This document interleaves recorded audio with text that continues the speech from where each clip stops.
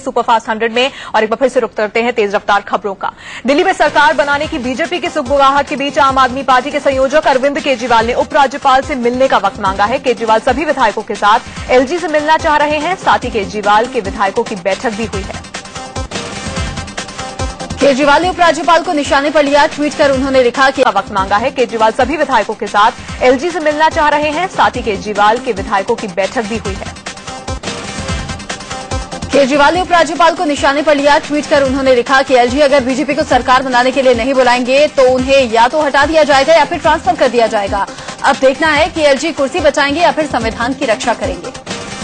केजरीवाल ने ट्वीट कर यहां तक दावा कर दिया कि आज उपराज्यपाल बीजेपी को सरकार बनाने के लिए बुलाने वाले हैं। उन्होंने ट्वीट करके कहा कि उपराज्यपाल का ये प्रस्ताव बीजेपी स्वीकार भी करने वाली है।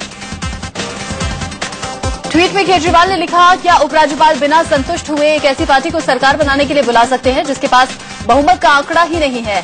क्या ऐसे करके उपराज्यपाल खरीद फरोख्त को बढ़ावा नहीं दे रहे हैं? एक के बाद एक कई ट्वीट करके आम आदमी पार्टी के संयोजक अरविंद केजरीवाल ने एलजी पर सवाल उठाए और लिखा कि क्या उपराज्यपाल को पहले समर्थन देने वाले विधायकों की लिस्ट नहीं मांगनी चाहिए? ऐसा लगता है कि उपराज्यपाल पक्षपात करते दिख रहे हैं। केजरीवाल ने ट्वीट कर यह भी लिखा है कि बीजेपी के पास बहुमत के लिए आंकड़े नहीं है। सूत्र बताते हैं कि कांग्रेस के 6 विधायक समर्थन के लिए तैयार भी हैं, लेकिन शपथ के बाद इन विधायकों को खरीदना आसान हो जाएगा।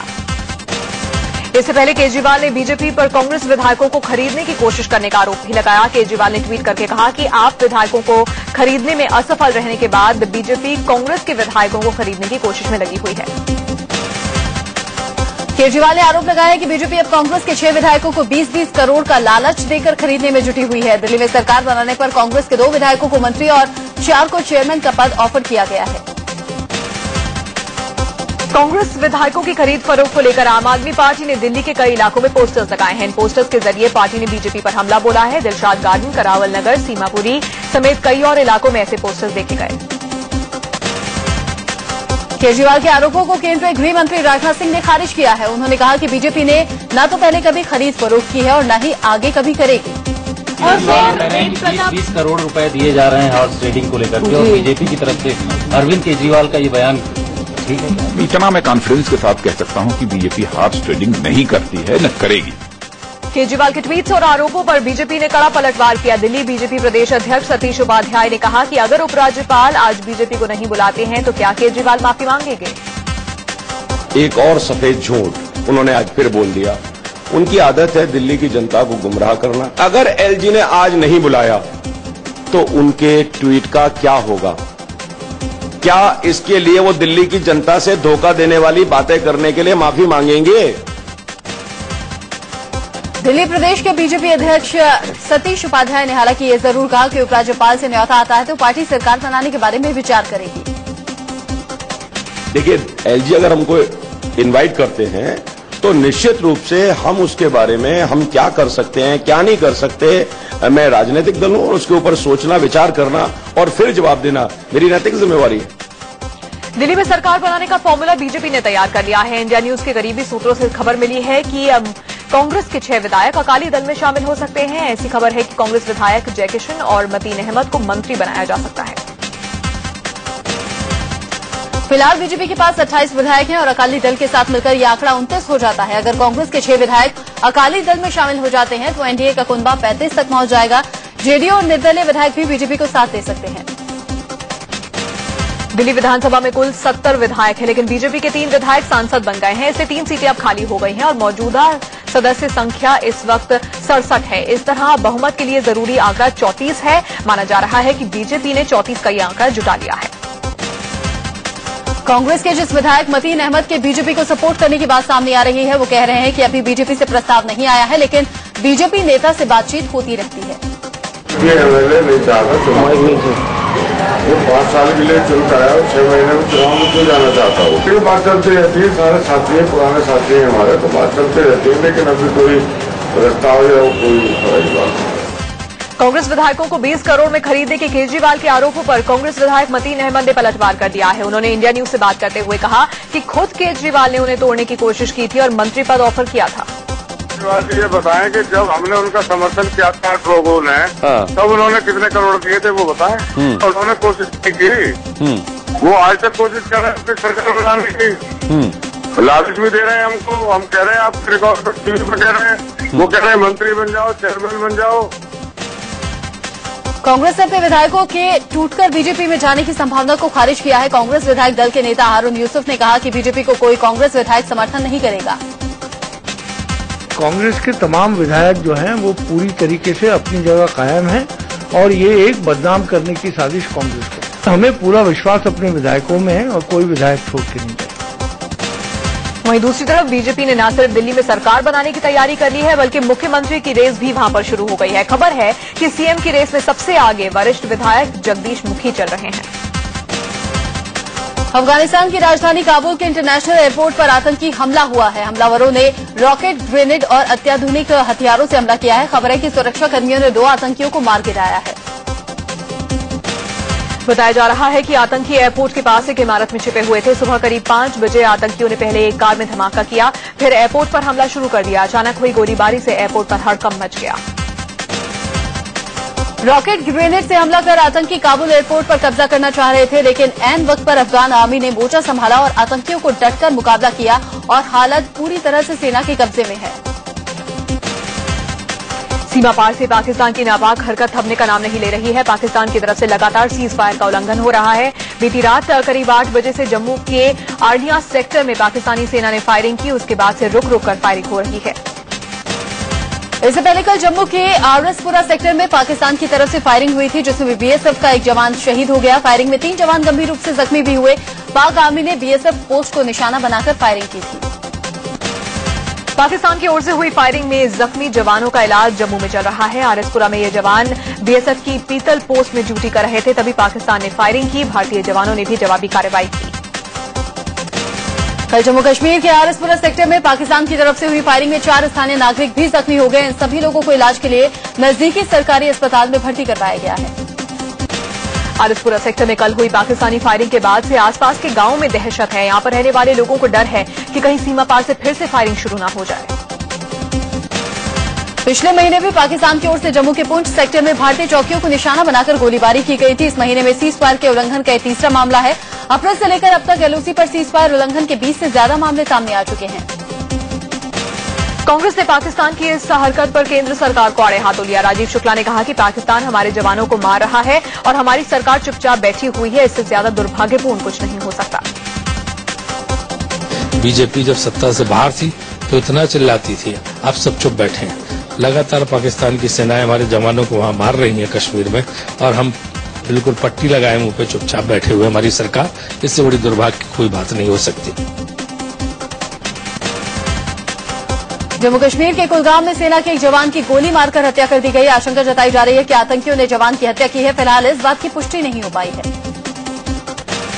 चीनी सैनिकों ने जम्मू कश्मीर में लद्दाख सेक्टर के दिमचोक और चुमार इलाकों में 3 दिनों के अंदर घुसपैठ की 2 बार कोशिश की है। पीएलए सैनिक दिमचोक सेक्टर के चांडिग नीलू नाला जंक्शन को चीनी इलाके में होने का दावा कर रहे हैं। बताया जा रहा है कि सैनिक यहां अपनी गाड़ियों से आए थे। चीनी सेना ने घुसपैठ की कोशिश ऐसे वक्त में की जब प्रधानमंत्री नरेंद्र मोदी और चीन के राष्ट्रपति शी जिनपिंग ने ब्रिक्स सम्मेलन में मुलाकात की है और नए रिश्ते की शुरुआत की है। सूत्रों से खबर मिली है कि 26/11 मुंबई हमले के मास्टरमाइंड और आतंकी हाफिज सईद से मुलाकात के मामले में वेद प्रताप वैदिक मुश्किल में फंसते नजर आ रहे हैं। बताया जा रहा है कि इस मुलाकात को लेकर वैदिक से आईबी और एनआईए की टीम पूछताछ भी कर सकती है। सूत्रों से खबर है कि वैदिक से पूछा जा सकता है कि वो हाफिज सईद तक कैसे पहुंचे, किसने मुलाकात करवाई। आईबी और एनआईए की टीम वैदिक से यह भी पूछ सकती है कि दोनों के बीच में क्या बातचीत हुई थी।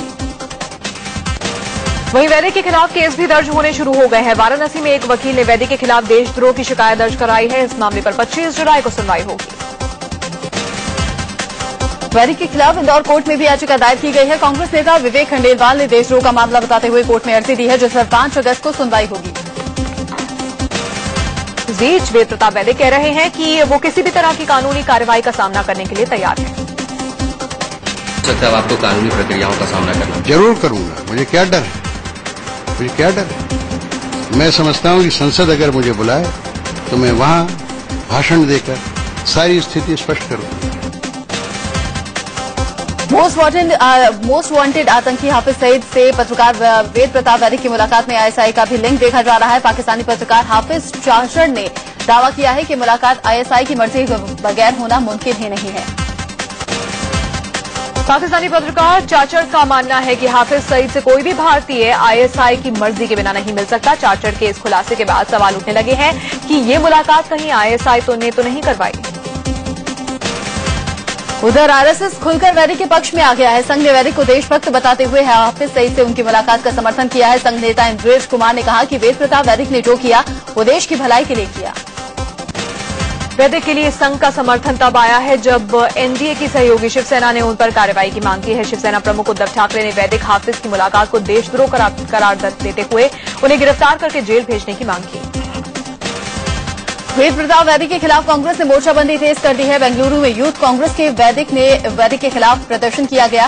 वैदिक और आतंकी हाफिज सईद की मुलाकात वाली फोटो जलाकर कांग्रेस कार्यकर्ताओं ने वैदिक के खिलाफ कार्रवाई की मांग की। वहीं दूसरी तरफ ब्राजील में ब्रिक्स सम्मेलन खत्म हो गया है। 5 देशों के इस अहम संगठन ने कई मुद्दों पर चर्चा की। ब्रिक्स सम्मेलन की सबसे बड़ी उपलब्धि ब्रिक्स बैंक रही, जिसकी स्थापना को लेकर मुहर लग गई है। ब्रिक्स सम्मेलन में हिस्सा लेने के बाद प्रधानमंत्री नरेंद्र मोदी भारत के लिए रवाना हो गए हैं। मोदी जर्मनी के रास्ते भारत पहुंचेंगे। खबर है कि देर रात करीब 11 बजे मोदी का विमान दिल्ली में उतरेगा। ब्रिक्स सम्मेलन से अलग भारत और ब्राजील के बीच द्विपक्षीय वार्ता भी हुई। ब्राजीलिया में प्रधानमंत्री नरेंद्र मोदी और मेजबान ब्राजील के राष्ट्रपति दिल्मा रोसेफ के बीच कई मुद्दों पर बातचीत हुई और 3 अहम समझौतों पर हस्ताक्षर भी हुए। भारत और ब्राजील ने द्विपक्षीय कारोबार पर निवेश को बढ़ाने का फैसला किया। साथ ही रक्षा, साइबर सुरक्षा और गैर परंपरागत ऊर्जा के क्षेत्र में आपसी सहयोग को और बढ़ाने के लिए 3 समझौते पर दस्तखत भी किए। ब्राजीलिया में प्रधानमंत्री नरेंद्र मोदी ने कई दक्षिणी अमेरिकी देशों के प्रमुखों से मुलाकात की है। मोदी पेरू, सुरीनाम, गयाना और के राष्ट्रपतियों से भी मिले हैं। भारत के लिए रवाना होने से पहले प्रधानमंत्री नरेंद्र मोदी ने ब्राजील में भारतीय दूतावास में एक नई बिल्डिंग का उद्घाटन किया। मोदी ने इस मौके पर ब्राजील में रह रहे भारतीय मूल के लोगों से भी मुलाकात की। फिलिस्तीन के गाजा पट्टी में इजरायल के हमले को लेकर राज्यसभा में जमकर हंगामा हुआ। कांग्रेस समेत विपक्ष इजरायली हमले पर चर्चा करने की मांग कर रहे थे। वो हंगामे के चलते दोपहर 12 बजे तक राज्यसभा की कार्यवाही को स्थगित करना पड़ा। सरकार इजरायली हमले पर चर्चा कराने के पक्ष में नहीं है, लेकिन सभापति ने सरकार की मांग को खारिज कर दिया और कहा कि इस पर चर्चा जरूरी होगी। हालांकि सभापति ने इजरायली मसले पर राज की जगह किसी और दिन की चर्चा की बात कही है। पूर्व रक्षा मंत्री ए.के. एंटनी ने माना कि तत्कालीन थल सेना प्रमुख जनरल वी.के. सिंह ने टाटा ट्रक सौदे में 14 करोड़ की रिश्वत की हुई पेशकश के बारे में बताया था।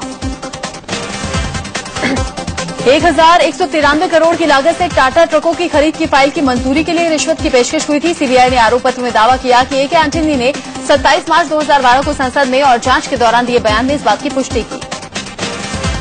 Retired lieutenant general Tejinder Singh के खिलाफ भ्रष्टाचार निरोधक कानून की धारा 12 के तहत आरोप पत्र दाखिल किया गया। स्थानीय अदालत ने सीबीआई के आरोप पत्र पर विचार के लिए 16 अगस्त की तारीख तय की है। उत्तराखंड में मौसम विभाग ने आज भी भारी बारिश की चेतावनी जारी की है। चारधाम यात्रा के मार्गों पर हाई अलर्ट जारी कर दिया गया है।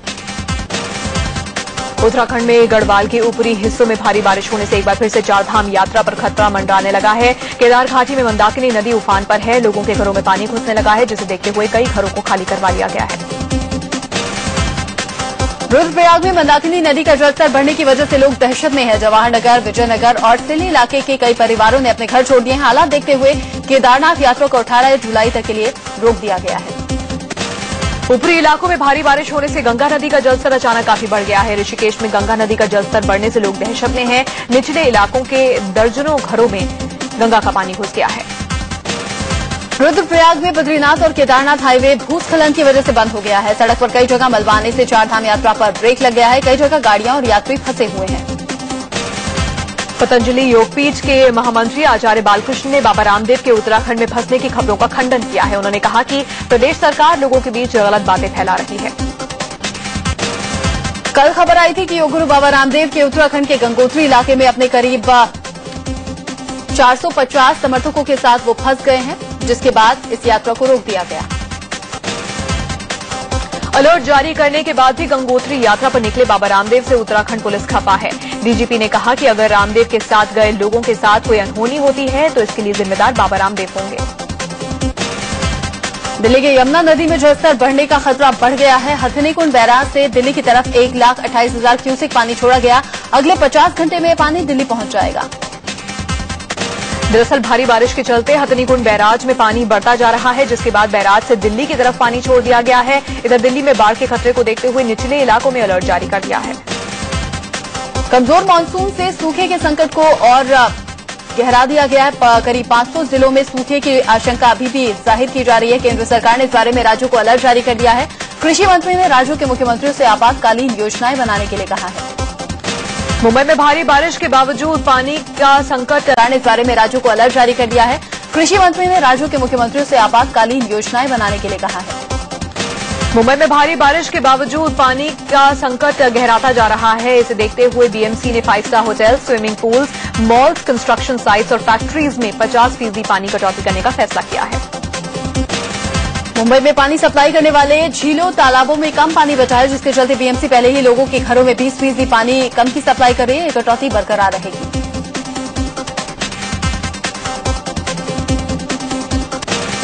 पूर्व सांसद एसपी सिंह वाघेल के आगरा स्थित घर पर फिरोजाबाद पुलिस ने नोटिस चिपका दिया है। फिरोजाबाद से लोकसभा उम्मीदवार के तौर पर वाघेल ने ऊपर बूथ कैप्चरिंग और बवाल करवाने का उन पर आरोप है, जिसे लेकर ये नोटिस भेजा गया है। मुंबई के शक्ति मिल गैंगरेप केस में मौत की सजा की पुष्टि के लिए आज बॉम्बे हाईकोर्ट में सुनवाई होगी। इसके लिए राज्य सरकार की तरफ से याचिका दाखिल की गई है। सेशंस कोर्ट में इस मामले में 1 को उम्र कैद और 3 को मौत की सजा पहले ही सुनाई गई है। दिल्ली में देर रात तेज रफ्तार ट्रक ने आईआईटी फ्लाईओवर के पास 2 लोगों की जान ले ली। ट्रक की चपेट में आने से 2 लोगों की मौके पर ही मौत हो गई। मरने वालों में से एक की पहचान अभी तक नहीं हो पाई है। बताया जा रहा है कि तेज रफ्तार ट्रक बसंत विहार की तरफ से आ रहा था। ट्रक ने बाइक को पीछे से टक्कर मारी। हादसे के बाद आरोपी ड्राइवर ट्रक लेकर फरार हो गया। पुलिस ट्रक और ड्राइवर का पता लगाने में जुटी हुई है। दिल्ली के मायापुरी में मेट्रो के काम के दौरान लोहे का सामान गिरने से 3 मजदूर घायल हो गए हैं। रिंग रोड पर हुए इस हादसे से अफरा तफरी मच गई। तीनों मजदूरों को अस्पताल में भर्ती कराया गया। गुड़गांव के डीएलएफ फेज 1 में फरीदाबाद रोड पर 2 कारों में आग लगने से हड़कंप मच गया। कार में सवार शख्स आग लगते ही बाहर निकल आया, वरना उसकी जान जा सकती थी। कार सवार फरीदाबाद का बताया जा रहा है। गुजरात के बाघोड़िया में एक मगरमच्छ ने हमला कर दिया और लड़की की जान ले ली। गोराज गांव में नदी के किनारे 14 साल की लड़की कपड़े धो रही थी, तभी नदी से निकले मगरमच्छ ने उस पर हमला बोल दिया। गाजियाबाद में दिल्ली पुलिस और बदमाशों के बीच में मुठभेड़ हुई। मोहन नगर इलाके में दिल्ली पुलिस 90 लाख की लूट के आरोपियों की पकड़ के लिए पहुंची थी, तभी फायरिंग शुरू हो गई। पुलिस की जवाबी फायरिंग में एक बदमाश जख्मी हो गया, जबकि 2 बदमाश गिरफ्तार किए गए। दिल्ली पुलिस की गोली से घायल बदमाश को अस्पताल में भर्ती कराया गया, लेकिन इस कार्रवाई पर कई सवाल भी खड़े हो रहे हैं। दिल्ली से सटे ग्रेटर नोएडा में गैंगवार में एक बदमाश की गोली मारकर हत्या कर दी गई। दादरी में बाइक पर आए कुछ बदमाशों ने 35 साल के जितेंद्र पर ताबड़तोड़ फायरिंग कर दी। रायबरेली में बन रहे एम्स में बदमाशों ने जमकर उत्पात मचाया। बताया जा रहा है कि एक स्थानीय विधायक के कुछ लोग एम्स की कैंटीन में घुस आए और मारपीट की। साउथ दिल्ली के सत्य निकेतन में एक रिटायर्ड आईएफएस अधिकारी ने गोली मारकर खुदकुशी कर ली। वहीं मथुरा में एक शख्स ने अपने 4 बच्चों को जहर देने के बाद खुद भी जहर खा लिया। गाजियाबाद के एक होटल में दिल्ली निवासी एक युवती की लाश मिलने से सनसनी फैल गई। ग्रेटर नोएडा के कासना इलाके में अल्फा 2 सेक्टर में बदमाशों ने एक मोबाइल कंपनी के डिस्ट्रीब्यूटर से 6 लाख रुपए लूट लिए। दिल्ली से नोएडा जाने के लिए मेट्रो का नया रूट तैयार किया जा रहा है। मैजेंटा रूट का रास्ता साफ हो चुका है।